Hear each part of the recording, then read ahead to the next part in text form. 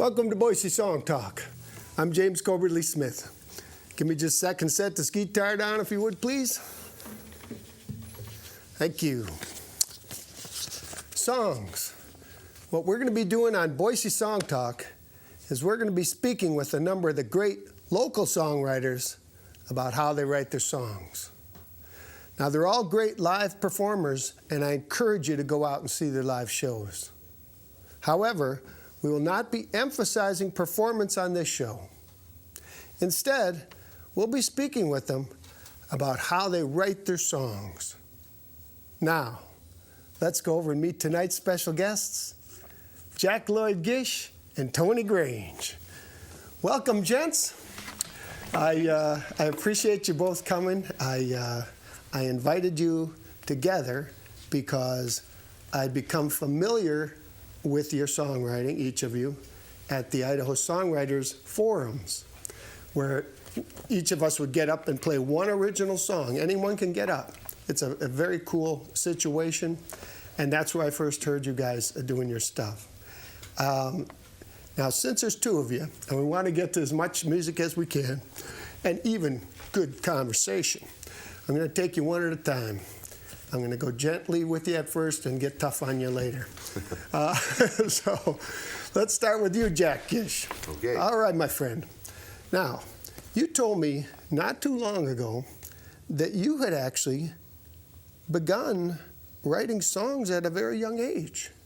Is that right? Actually, that's right. Yeah, I started when I was probably 15, actually writing songs and stuff. And as soon as I had a guitar at hand and stuff, I grew up in a fairly musical family. I guess my dad was an old-time fiddler, fiddle player, and a fanatical fiddler, actually, as most fiddlers are. And so I heard a lot of old-time fiddle music, old-time swing, and that kind of stuff growing up and things.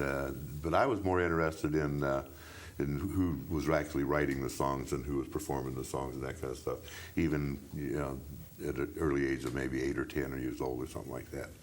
And the songwriting was always a fascination for me. So as soon as I had a guitar at hand and was able to learn 3 chords or 2 chords, and I started writing songs. Yeah. That is amazing, though, to me, to be that young and be aware of the songwriter. Sheesh, I've never heard anyone say that about that young age. That's a fascinating thing. Being around a family with a lot of good fiddle music, that's pretty neat, too. You would write with guitar? That's when you first started writing songs? Yeah. Would you say there was a particular artist that influenced the way you started making up songs? Oh, geez, I suppose just about everybody, I mean, it's, yeah. Sure. I first started thinking I could sing as soon as I heard Neil Young. And, for whatever reason, don't get me wrong, I love Neil. Yeah. I love his music, but I always thought, well, yeah, I could probably do that too. And, So, but, Bob Dylan, just all the normal songwriters, country, Roger Miller, and early country, Hank Williams and all those guys. Yeah. Well, speaking of singing, I mentioned to you another time that I was so taken the first time I heard you perform because of your voice. I mean, geez, you don't sound like Neil Young, buddy. Neil Young should hope to sound like you. I mean, Neil Young's his own deal, but he did that for a lot of us, I think, Neil Young. Yeah. That you go, shoot, what the heck? Okay. He enabled us. He enabled us all. Yeah. That's why we love him. We tolerate him.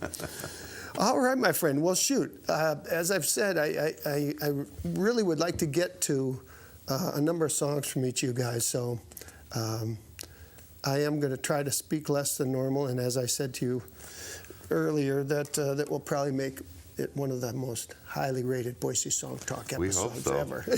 So, Jack, why don't you give us one of those Lloyd Gish songs? Okay, this is actually I'm going to do a different one than I had intended. Oh, but I love that other thing you were playing at the warm-up. Oh, you play whatever you want. This song actually has gone through 3 or 4 different transformations in its life, and started off as a real hard, punchy country song, and then went totally rock and roll, and started out kind of ended up as a little jug band thing. Sugar in my coffee, honey in my tea. Seems like all them sweet things gonna be the death of me. Sugar in my coffee, honey in my tea. I call that woman sweet thing. Look at what she done to me. How could something that tastes so good leave such a cavity? Sugar in my coffee, honey in my tea. You know, she called me sugar daddy, said I was the one. Left me like an all-day sucker, melting in the sun. Sugar in my coffee, honey in my tea. Seems like all them sweet things gonna be the death of me. My daddy had a sweet tooth, I guess I got one too. 3 women have tried to pull it out, but I told them all what they could do. Put sugar in my coffee, honey in my tea. You know, I capped that tooth in silver, I could have capped that tooth in gold. Spent more money on that damn tooth than a Winnemucca bank can hold. Sugar in my coffee, honey in my tea. I find that tooth aching almost every Friday night. Novocaine don't ease the pain, but a little honey makes it feel alright. Sugar in my coffee, honey in my tea. Seems like all them sweet things gonna be the death of me. I like sugar from the beet, I like sugar cane. Don't like sugar substitute, 'cause the aftertaste just ain't the same. Sugar in my coffee, honey in my tea. You know, I started having sweet dreams about a little honeydew. Every night now it seems she's the only little honey that'll do. Sugar in my coffee, honey in my tea. Every night we chase each other around our sugar shack. Every morning I wake up to sweet little sugar smacks. Sugar in my coffee, honey in my tea. Seems like all them sweet things gonna be the death of me. Seems like all them sweet things gonna be the death of me.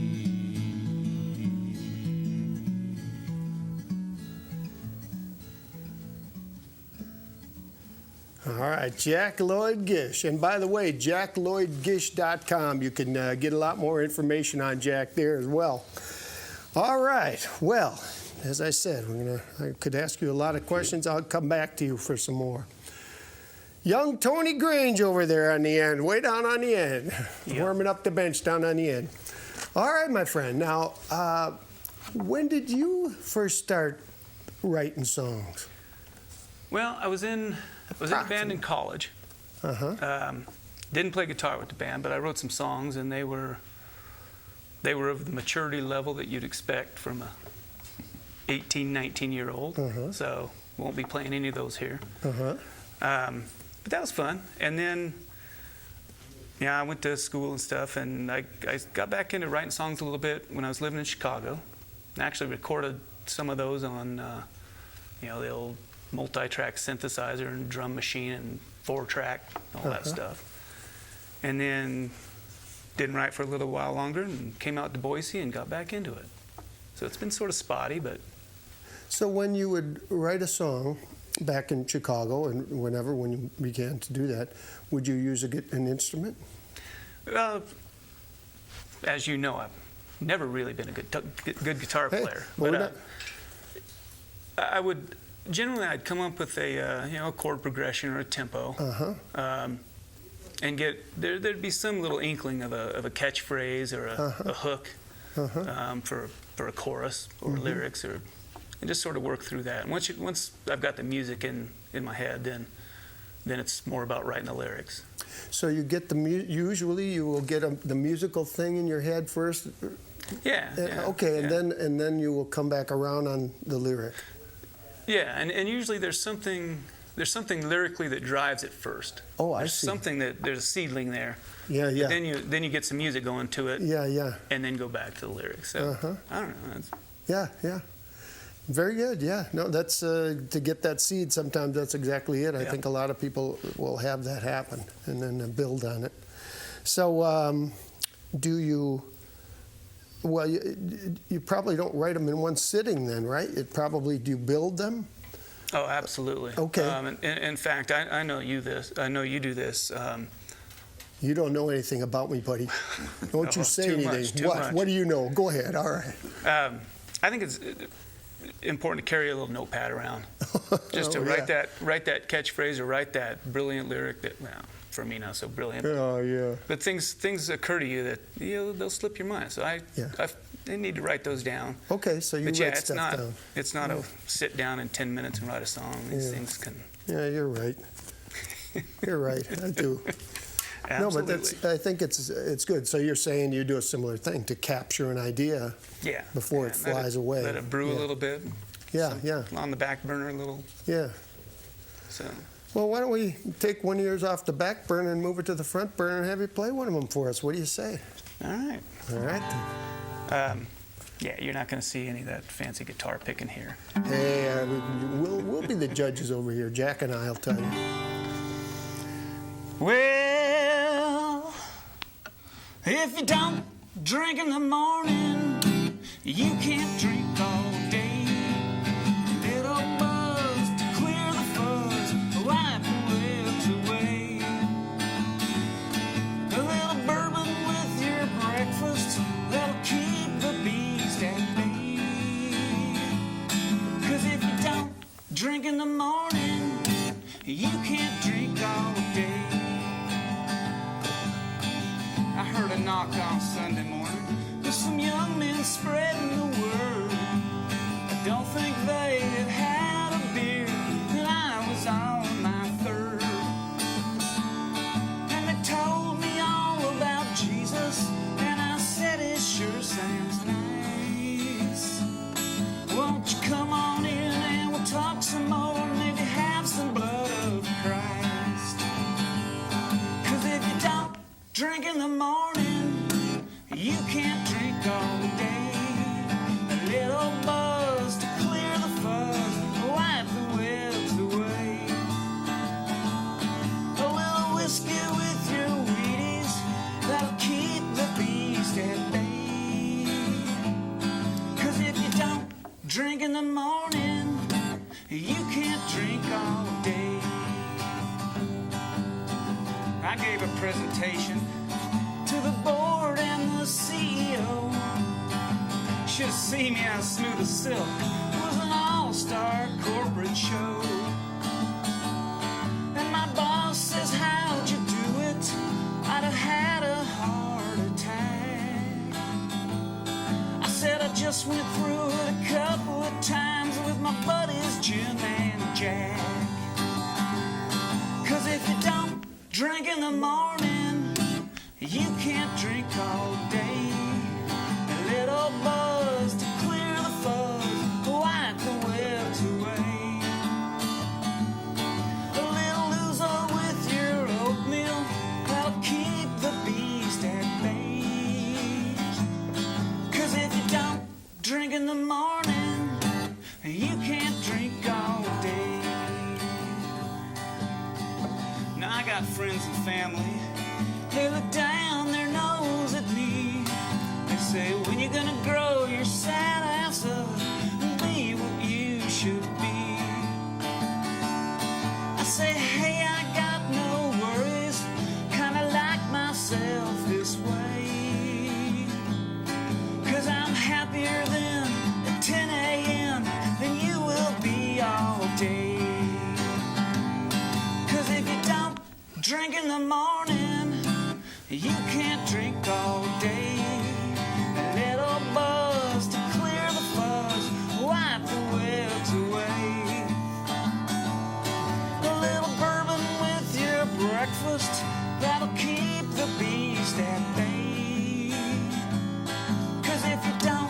drink in the morning, you can't drink all day. Hey, hey, if you don't drink in the morning, you can't drink all day.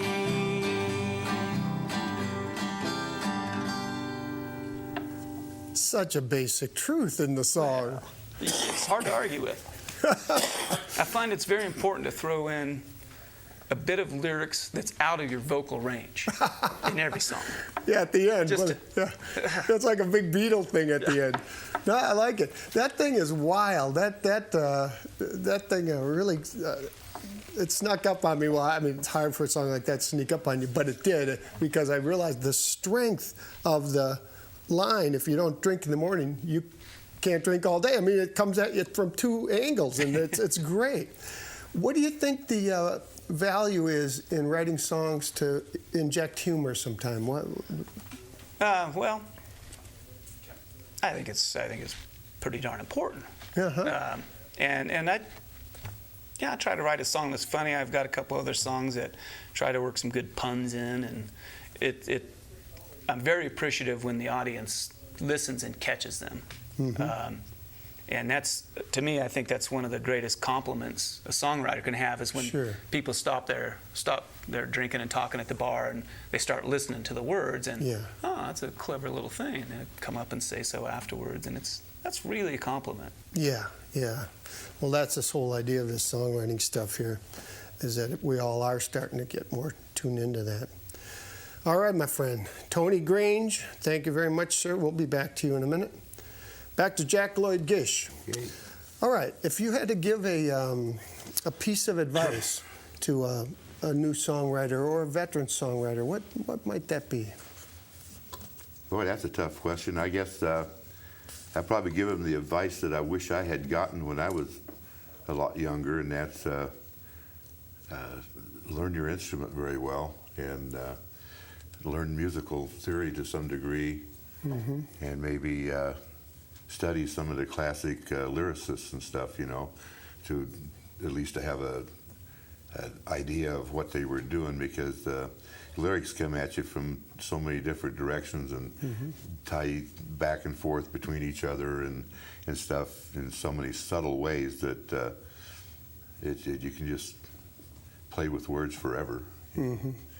But I wish that I had learned music, which I never did. I haven't yet, but just the musical theory, and learn your instrument, because it'll limit what you can do if you don't. Mm-hmm. That's good advice, yeah. Now, Tony had brought up an interesting point of when an idea comes to him, he jots it down or whatever. If an idea comes to you, Jack, and you're out and about your daily business, how do you capture it? Well, I write it down. The same thing. I've tried everything. I've tried the little tape recorders and the little, invariably I've got a dead battery, and I'm digitally challenged anyway. So that stuff doesn't work very well for me. But Yeah. what I have really found to be true is if it's really good and something that I can work with, I remember it. Uh-huh. So I know I forgot. I all the time trying to remember something I had forgotten, but Sure. I tend to suspect that there's a reason I forgot it. Okay. And the things that when I have a song going and I'm actually working on it, it's rewinded through my head all constantly. Okay, so when you hook one, then you will tend to follow it. In other words, will you get after it right away and try and finish it real soon? Is that what you're saying? I'll try, but that doesn't happen quite often. Sure. I've got a limited attention span. Yeah, that's why I'm a songwriter and not a novelist. Understood. Yeah, understood. Yeah, that's why we like to repeat the chorus. Even at that, it's way more limited than that. I realize that I have a whole lot of 2-minute songs and stuff. really short songs and Sure. stuff. So most of my songs, I just when I got involved with the songwriter thing, I finished up probably 10 or 15 songs that I thought were finished 20 years ago. So it's just sometimes they take forever. Sure. Sometimes I've had quite a few that I just sat down and wrote out, you know. But Yeah. Well, before, when I was talking to you here tonight, you said you were talking about a song, and you're saying what I wanted to say in the song. So do you, when you're getting one of these ideas, is it sometimes like the big concept of what the song's going to be about, or is it just a quick opening phrase? It's usually probably a quick opening phrase, you know. Yeah, I got you. Yeah. Is what, and then Sure. one thing leads to Sure. the next, you know, Yeah. to get them done. But Yeah. a lot of times, what I do is I'll get a chorus or a refrain or whatever that I think is clever, whatever the case is, Yeah. that has nothing to do with the rest of the song whatsoever. Sure. But that allow me to pick 2 or 3 different subjects to write a verse about this and write a verse about this and write a verse about this, but somehow the chorus or refrain will tie them together in some way or another, you know. And Gotcha. so that's because of my limited attention span. Well, how's about you put your attention span on giving us another Jack Lloyd Gish song? What do Okay. you say about that? I'll do my latest song now. Cool.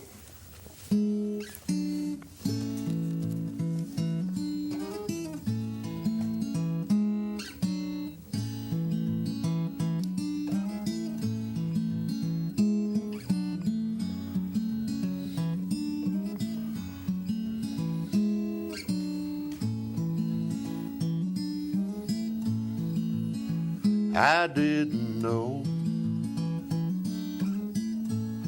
that you didn't know. I could tell when that tear fell. I'd told you so. When you didn't say what I thought you was my first clue when I knew I'd hurt you good. Once the truth is in the wind, you can't take it back again, and there ain't no way of knowing which way is blowing. I didn't mean to say what I meant.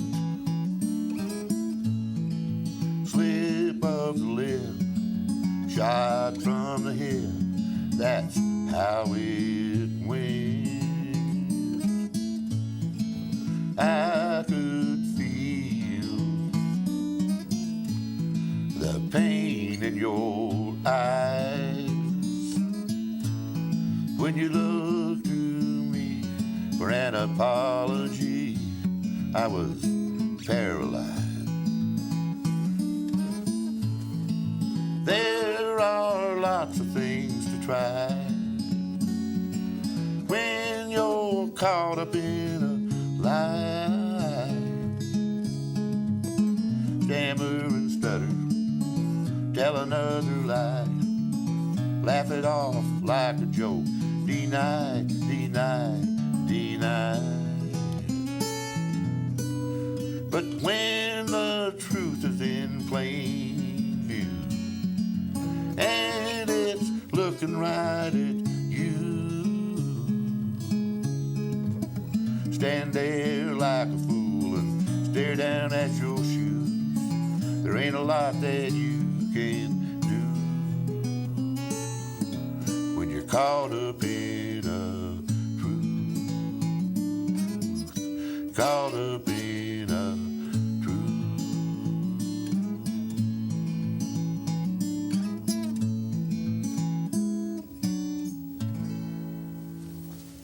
Wow. Thank you for doing that. I heard that recently over at the Idaho Songwriter Forum, and I really liked it. There's some strong lyrics in there, my friend. Jeez. Thank you. Tony Grange. Yes, sir. You can't relax over there. We didn't bring you here to relax. Follow that. You're going to follow Tearing that, up buddy over boy. here. All right, I got a question for you, Tony. When you have written a new song and you haven't played it, performed it yet, and you perform it for the first time, is it important to you that very first time? Is the reaction you get significant? Is it very important? Well, it depends on the crowd. It depends on where I'm playing it. Okay, good. Yeah. As you mentioned the songwriter forum a few times, and that's really, if you're playing out at a bar or a club or just an open mic night, it's more people are talking and drinking rather than listening. Mm-hmm, yeah. So the reaction at that is a lot more important. Sure, sure. And yeah, I know some songs are better than others, but yeah. Yeah. No, that's exactly right. Yeah, that's a good answer. If you're in an environment where you know they're not going to be able to be listening to you. You got to have a thick skin sometimes. Yeah, yeah. But it's also good then to not diminish your opinion of your own song when you know you're in an environment where it's not a fair hearing. Absolutely. I think you better just give us another one, buddy. Like I said, I want to be sure to get some songs in out of you boys. All right. And then this is Tony Grange. It's another one about drinking, but sort of on the other end of the humor scale, I think. Okay.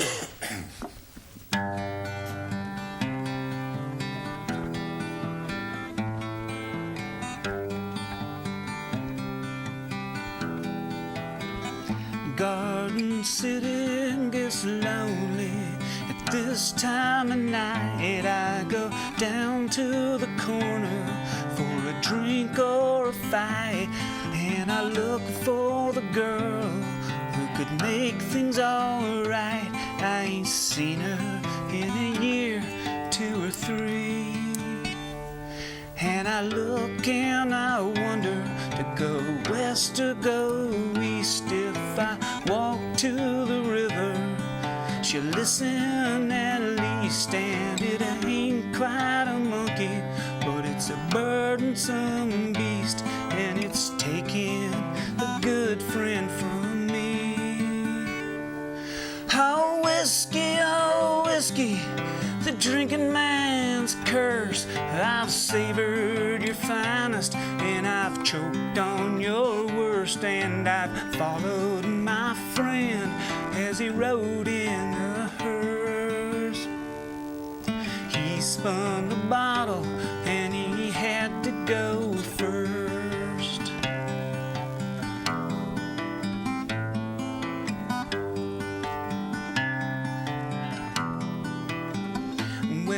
Laughed as he shouted, live fast and die young, and it sounded romantic as it rolled off his tongue. But it's something that's better to be said than be done. I should have paid more attention, I guess.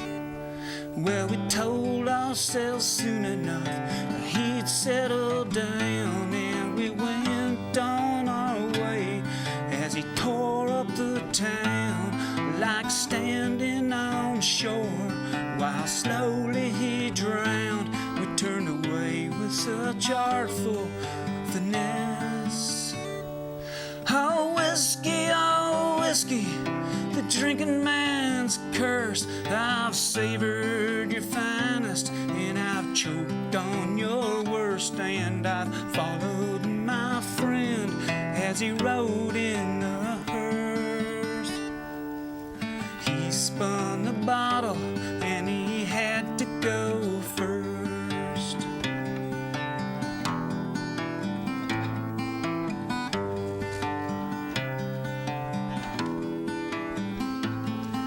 Well, even the strongest can run out of wind, and we all have our demons with which to contend. And he turned to the vodka at the sad bitter end, and that rock gut can bring down the best. He went out with a whimper, but I remember the roar. He lived up to a name that he never asked ask for, and I think of him every time I ask for one more. Hey, Michael, in peace may you rest.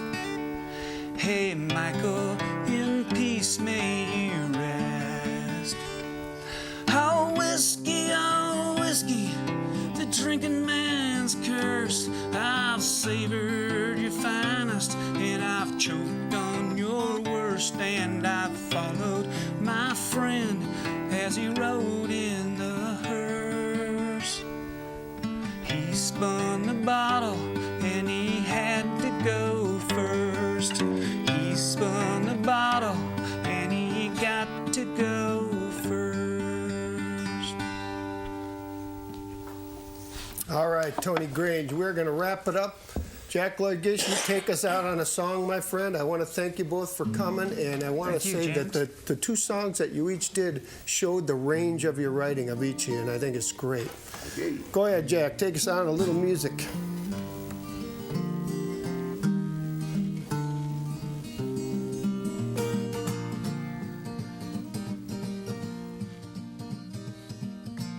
Ginger Rogers and Fred Astaire were dancing together. Then came the weather report. Mostly fair, occasionally